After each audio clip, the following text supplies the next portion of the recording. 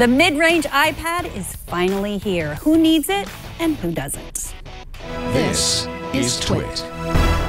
This episode of Hands on Tech is brought to you by Aftershok's unbelievably comfortable open-ear headphones. Hear music and crystal clear phone calls like never before. Visit hot.aftershoks.com and use the code HOT for $50 off the tech bundle.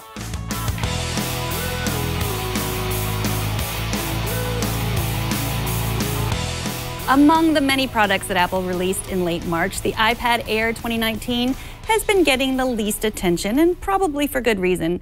There are no significant design changes since the iPad Air 2 that Apple announced in late 2014. And unlike the iPad mini, the Air is, relatively speaking, the same size as other iPads you can buy for less or for more money. But it's the innards of this new iPad Air where things start to get very interesting. First, let's talk about the design and the specs. The iPad Air comes in silver, space gray, and gold, and if you miss the big bezels of yesteryear, you will not be disappointed. Inside, you'll find the A12 Bionic processor with a 4-core graphics engine and a 10.5-inch Retina display with a P3 wide color gamut and True Tone. There's an 8-megapixel rear camera and a 7-megapixel front camera. It also has a lightning port, a nano SIM, and a headphone jack.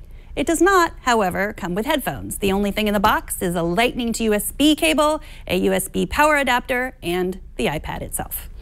The newest iPad Air also sports a Smart Connector, which means support for Apple Pencil and the Smart Keyboard, but only the old Apple Pencil and the old Smart Keyboard. So if you had the newest iPad Pro and you're thinking of downgrading to the new iPad Air, do not expect to use the same accessories, which is a bummer. Old iPad Air cases also don't fit well either.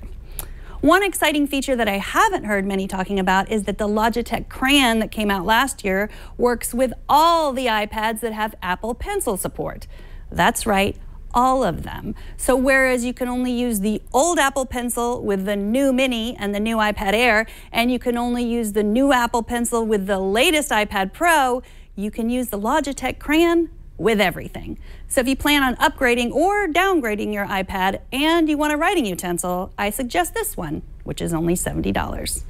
Other key features of the new iPad Air include 10 hours of battery life, which I tested and found to be pretty accurate.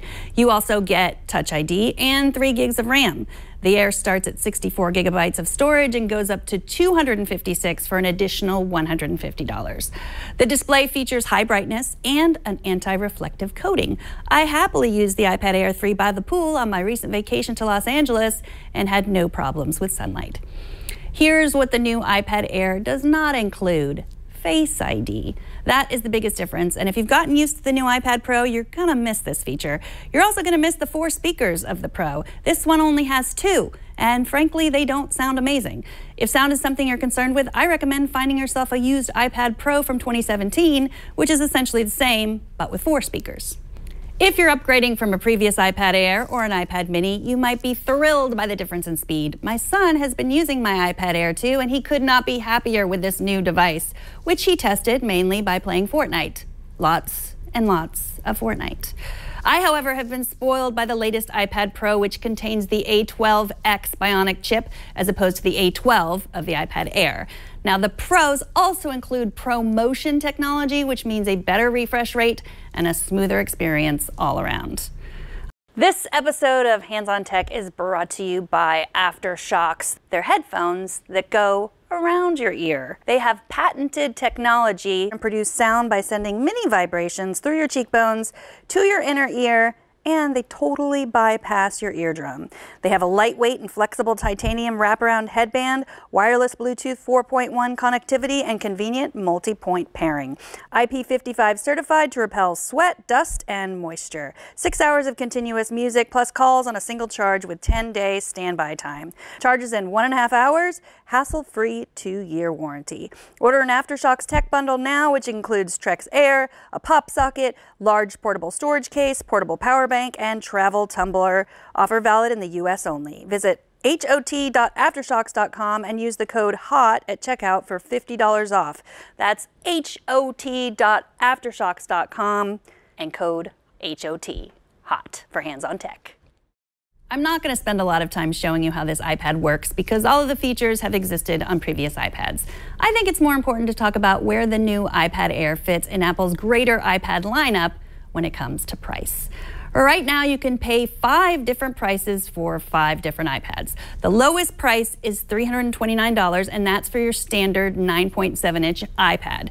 Next up is the adorable iPad mini, which is smaller and slightly more powerful than the standard iPad. That one will cost you $399. Then, right here, smack in the middle, is this new iPad Air at $499.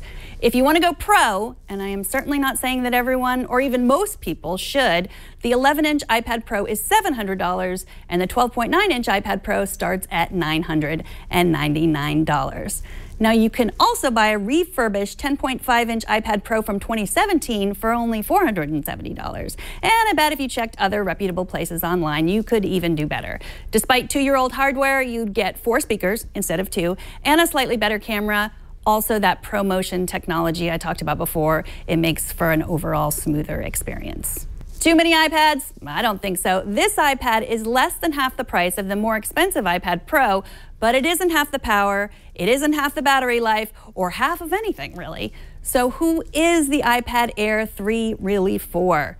I have some ideas. The iPad Air 3 is for you if you're a teenager or someone buying an iPad for a teenager, especially one who wants to game or take advantage of augmented reality or who wants to draw or otherwise create with an Apple Pencil. GPS is a significant improvement over the previous iPad Air, which means if you or your kids use it for Pokemon Go, you'll be a lot happier.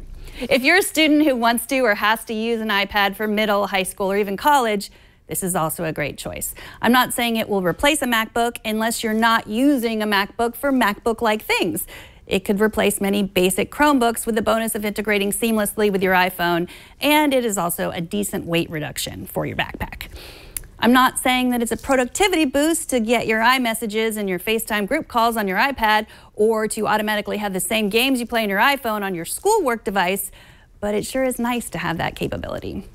The iPad Air is for you if you just feel like you need a little more oomph in your iPad or an extra inch of screen real estate. But an iPad Pro might be too much.